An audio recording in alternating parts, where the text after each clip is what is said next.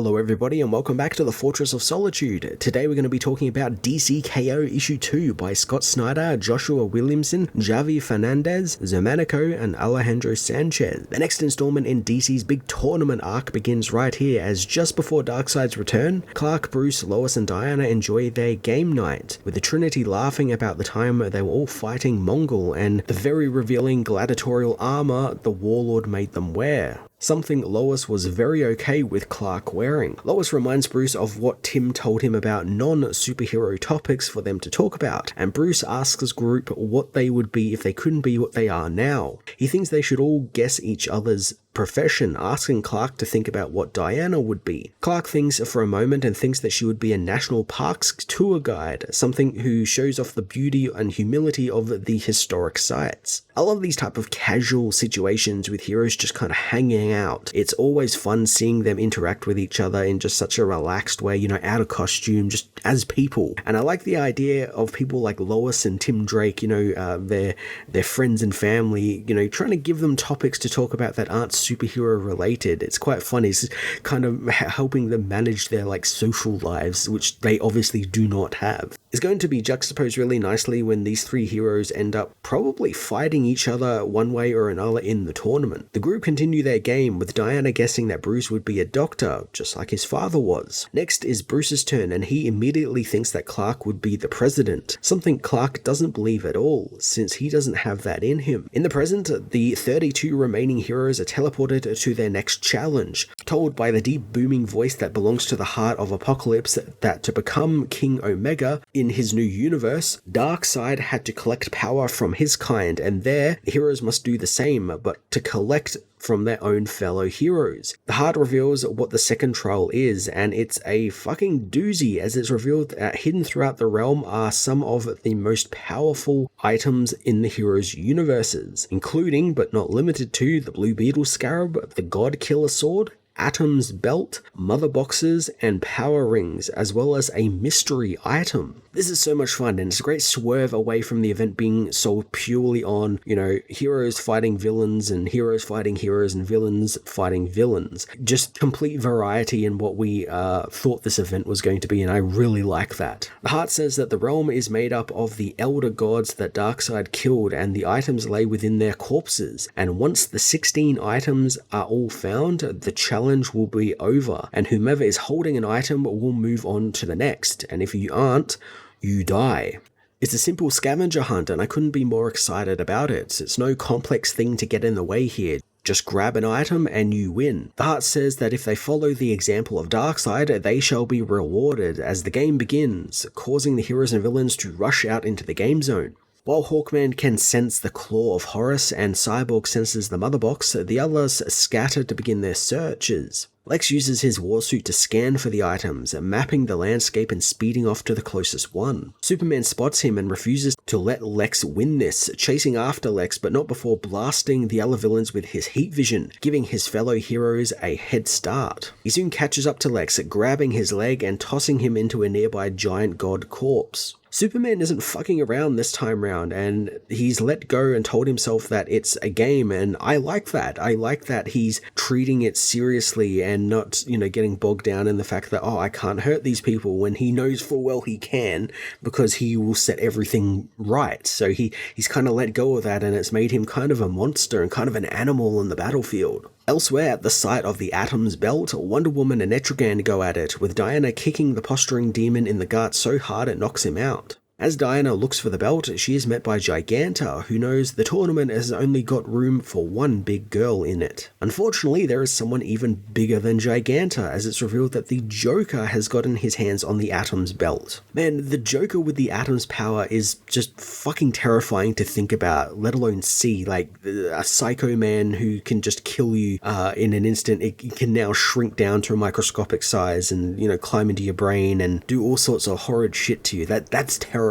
Joker doesn't care he and Giganta are on the same side, stomping on her before eating Cheetah, who was unlucky enough to be in the area. At the God Killer Sword, Metamorpho is wrapped up in Plastic Man's body, who tells the hero that he is made from super plastic that cannot be dissolved by anything. Metamorpho, though, is quite smart, and he turns into a boiling version of the super plastic, splashing his liquid body over Plastic Man to dissolve him so Rex can get to the mythical sword. I love the book isn't pulling any punches by offing a bunch of these heroes and villains, and it's built into the story that this has to happen. There is no getting around it. This is going to happen regardless, so they might just get it over with. Despite taking out Eel, Metamorpho is confronted by Starro, but before the creature can take the sword, Jay Garrick swoops in and claims it for himself. Guy Gardner meanwhile finds the Flash's Speed Force ring, eager to add it to his finger alongside his own ring, but he is slammed on the head by Harley Quinn's hammer, as the woman puts the ring on and is imbued with the Speed Force powers. Superman meanwhile battles Lex across the wasteland, and despite being battered around, Lex is glad that they are having a moment together, since he wanted to thank the hero, since when he put him and the rest of the villains in the Phantom Zone, he expected a cage, not some therapy couch Superman has turned the zone into. I'm liking Mark Waid's change to the Phantom Zone, and what it is used for has continued here from the pages of Action Comics and Justice League Unlimited. I did feel for a moment there that it kind of just disappeared, but I like that Scott is working that in here and kind of using it to a really great advantage where it kind of had the opposite effect on a villain that Superman had hoped, and it's kind of like made Lex even bitter, which I didn't think was possible. Lex reveals that he had an epiphany while in the therapy session of his own, but Superman isn't interested in what he has to say, only aiming on stopping the villain. Lex anticipated that, opening his suit's chest to reveal a choice selection of kryptonites, something which he cites is aplenty on Earth thanks to the recent asteroid strike in El Caldero, which you can actually go and see over in Dan Slott's Superman Unlimited, another great book in the Superman family at the moment. Lex shifts through the different variations of the radioactive rock, revealing that while he could use any of them to kill the hero, he wants to use them to get Superman to listen to him. He smashes Clark through a few mountains, telling the hero that he always thought that he hated him because he did too much and stopped humanity from realizing their full potential. But he knows he was wrong now, since he knows that he hates Superman for doing too little. I really do hope that we get to see a bit more of Lex in the Phantom Zone, or, something that kind of fills in the gaps with Lex, because it felt like his turn back to villainy kind of happened out of nowhere. It was kind of sort of built up in that he hated the fact that Superman and the rest of the heroes imprisoned him alongside the Legion and the other heroes in the Phantom Zone, but that wouldn't, I don't think, lead to this much vitriol. This feels like Lex has had a reset, because before this, Lex was, kind of a good guy, and he kind of didn't really like Superman, but it wasn't this level of hatred. He wanted to just be kind of left alone. So I'm wondering if we will get some sort of story there, since it feels like a waste to not do anything with that. That feels like it could be a really compelling story to tell. The Williamson ongoing hasn't touched on why he's just a villain again, but I'm sure it will, or at least I hope it will be, since it'll be a real waste if it doesn't. Lex thanks Superman for trapping him in the zone, and he wanted Superman to feel what he felt, so he brought it to him. Lex activates a laser sword and uses it to cut off Superman's hand. Now this was such a huge shock and something I never saw coming, and as I said before, I love the book isn't pulling punches with what it's doing to these characters. It can do stuff like this, and we know eventually it's probably going to get reset, but I like that we can just go here with this sort of stuff. Cut Superman's arm off. I know at one point Williamson has been teasing that eventually in his Superman ongoing, Superman's going to lose an eye as well. I just like when a hero or a character loses an appendage or an eye or a leg or just something like that. There's just something really cool about that, and really cool in the story that does that, and I'm intrigued to see what's going to happen here. Does Superman just get his hand back? Does it become something else? Where does that leave Superman? Lex tells Superman that, like everyone else, he saw a vision of the world in which he won the tournament, wondering what Superman's vision was. He figures the hero saw just a better reality that is a paradise, and how Superman would reject that, since he wants to put everything back the way it was, not make anything better. Lex fires several kryptonite shards into Superman's chest, telling Clark that the people whose heartbeats he can hear up on Earth want this vision to come to fruition, and he knows people are begging for the hero to do that and actually fix the world, and they want Superman to save it, but the Phantom Zone taught him that he wants that as well, but he knows he will never get it. This reframing of Lex's hatred for Superman is really fucking cool. Like all good villains, Lex sees himself as the hero and believes his own bullshit, and he's making hard decisions to fix the world, whereas he believes Superman just wants it back to how it was. He doesn't want to fix it for the better, and Superman does want to fix the world, but not just in how Lex views it. Like Clark doesn't want to save the world and become a despot in the making. He doesn't want to, sacrifice himself and what he is to help save the world in terms of becoming like a despot to do so.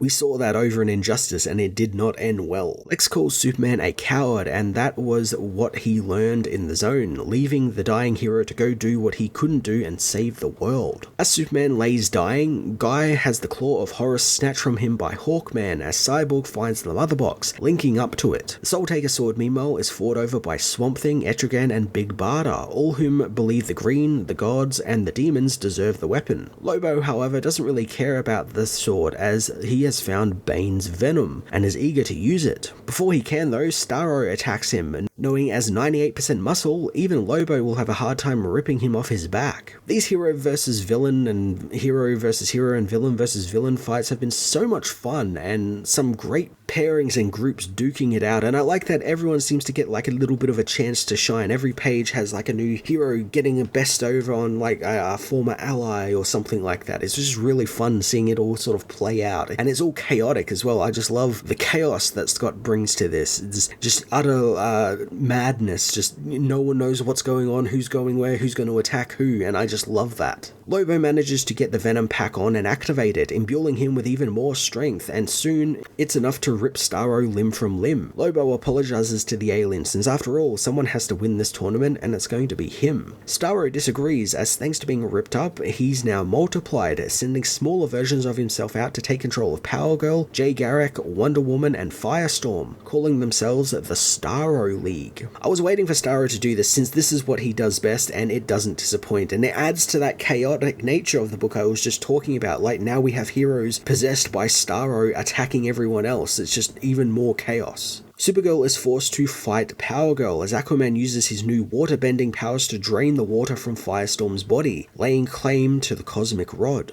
The rest of the Starro-possessed heroes and villains are sent to stop the other heroes from getting items, leading to Zatanna fighting Wonder Woman, but her magic has no use against the Starro on Diana's face, as they are immune to magic. Zatanna though gets through to Diana, telling the woman to reach down and pick up something on the ground, and that something is Thor's hammer, which she does, raising the weapon into the air and slamming it into the ground, resulting in a shockwave that blasts the Starro off the faces of the heroes and frees them. Guy, who's been kind of wandering through this entire trial, being very unlucky. He gets an item and then it's just snatched off of him.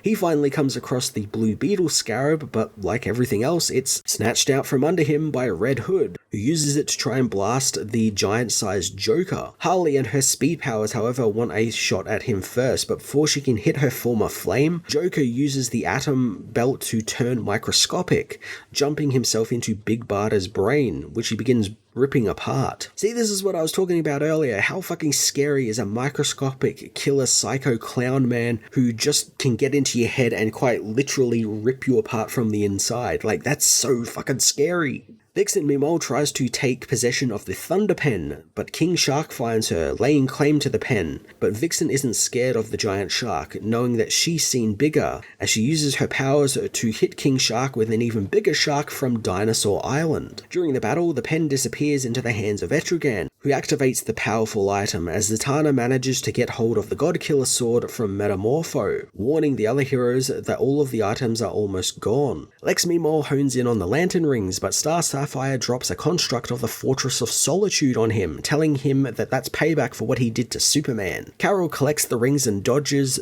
just in time as Lex's claw cable almost rips her hands off. Sapphire isn't too worried though, since she still has all of the rings, but Lex reveals he actually managed to take one, the only one he really wanted, the black ring. I like that Lex went for the rings, and I get why he went for the black ring, to bring something back from the dead, but I do feel the orange ring would have made a bit of sense as well, being that he has a huge story arc about becoming an Orange Lantern, having that power taken away from him, and him searching for that power again to try and bond with the Phantom Zoners. It's an excellent story called The Black Ring, and it was actually one of the final stories in the Superman comics before the New 52 kicked in, and it's all about Lex, and it it's a fantastic story. I suggest you guys seek it out. It's a very good story. And I could see there could have been like a connection there, and there kind of is, because, you know, he's connecting with lantern rings again. He's got stuff done with the Fortress of Solitude and the Phantom Zone. So like there's parts of that story getting imbued in here, which I thought was really cool. I just thought it would be really cool to see him take on the Orange Lantern again. Lex uses the Black Ring to begin to bring the corpses of the giant gods around the wasteland back to life, which again is really fucking awesome. Superman, meanwhile, can see the game is coming to a close, and thanks to the kryptonite in his body, he can't do anything to stop it or Lex.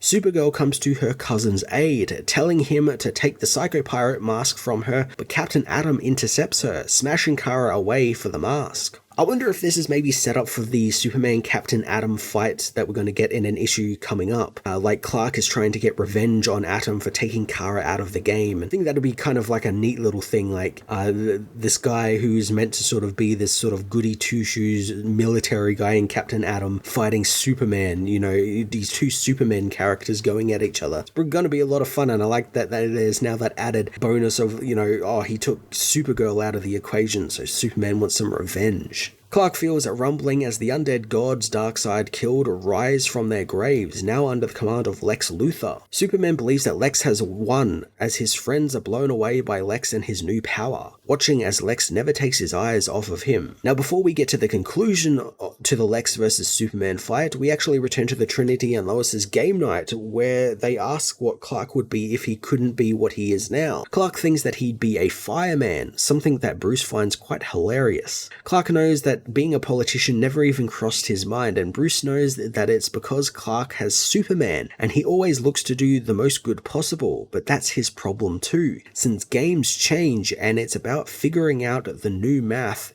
in one of them to succeed. Diana and Lois joke about how Bruce always gets things serious, and Clark asks what his issue is, but Bruce relents, giving Clark his game piece back, knowing that he's right. It's interesting that Bruce is mirroring what Lex has been saying in this issue about Superman not being suited for a changing world, since he wants to keep it one way. And it's kind of something we've had with Superman across media, where, you know, a lot of people feel like he's a hero out of time, you know, his ideals aren't suited for the modern world. We saw stuff like that in the new Superman film, and we saw how, no, actually, they are the right thing. They're the punk rock, you know, that being a good person is the new punk rock. And I like that Scott is mirroring that here with Clark having to change, but also upholding the same values he's always upholded. Back in the present, Superman tries to figure out the new math to the equation when he realizes the rules. Follow the example of Darkseid. He's then reminded about how Darkseid cut off his own hand and sacrificed his own life to become something more. And Clark realizes the mystery item has not yet been claimed, so he grabs a piece of the kryptonite from his shoulder and stabs himself in the chest, just as Lex stomps down on him, thinking that he has killed Superman. But it's really Clark who has managed to beat him to that. Thanks to Clark's action, he is imbued with the Omega Sanction, the power of Darkseid himself. This was yet another twist in a twist-filled issue that made me audibly gasp when it happened, and I love what this could possibly mean. Like, did Lex set Superman up to do this all along? Like, was it all just a coincidence, some type of destiny or fate for Superman? We are in a Superman-centric event after all, so it could be the whole destiny thing, but I'm going to entertain the theory that this was kind of some 4D chess move on Lex's part to, you know, force Superman to kind of push him to win, and Lex is still a good guy, and he's just putting on this act to help push Superman, since he knows he is the only one who can save them all from Darkseid and what he has planned for Earth. Superman obliterates the zombie gods with one blast of his Omega beams, confronting Lex, who knows that he had the hero beat. Before Clark can end Luthor though, Guy collects the final item and the challenge ends, with Lex telling Superman he'll get him in the next round. With all of the items collected, the heroes without items are eliminated, leaving only Joker, Etrigan, Jay Garrick, Superman, Hawkman, Lobo, Zatanna, Guy Gardner, Lex Luthor, Harley Quinn, Red Hood, Aquaman, Wonder Woman, Captain Atom, Swamp Thing, and Cyborg left to move on to the next challenge, which will be, I believe, the one-on-one fight, since we have a whole month dedicated to the one-on-one fights. This is not the only game being played though, as at the Watchtower, Time Trapper and the Quantum Quorum watch the heroes move on, knowing they'll soon have a new King Omega. Trapper believes that there is now hope, but they have to hold the barrier up against Darkseid. But Booster Gold thinks they don't need to do that anymore, knowing Trapper has become soft thanks to all his time around Superman.